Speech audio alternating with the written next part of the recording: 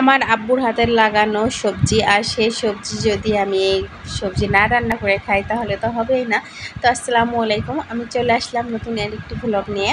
তো আমি প্রথমে পেঁয়াজটা ভেজে নিচ্ছি, আর আমরা বাটা মশলা খাই জন্য সব বাটা মশলাটা এটার ভিতরে দিয়ে নিলাম।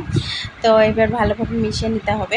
আমার আপু যে সবজি করে, সবজি তো একদমই অর্গানিক, আর এই সবজি রান্না করলে আরও অনেক বেশি মজা হয়। মাশাআল্লাহ, আমি তেজপাতা দিয়ে নিলাম। সে সব কিছু ভালোভাবে দিয়ে মিশিয়ে এখন একটু পানি দিয়ে নিব। আর এই সবজিটা কিন্তু খেতে অনেক বেশি মজা। তো হলুদ দিয়ে নিলাম, হলুদটা দিয়ে ভালোভাবে মিশিয়ে নিচ্ছি। আর যদি আর একটু মরিচের গুঁড়া দিয়েছিলাম, সেটা আমার ভিডিও নিতে মনে নাই।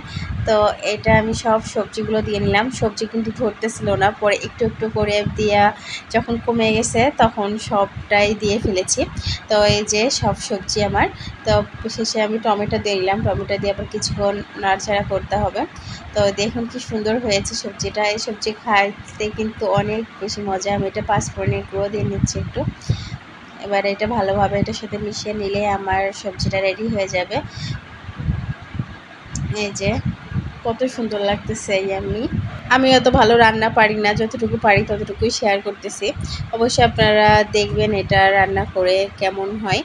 তো এতক্ষণ যারা আমার ভিডিওটি দেখলেন অসংখ্য ধন্যবাদ সবাইকে। ভালো থাকবেন সবাই। আল্লাহ হাফেজ।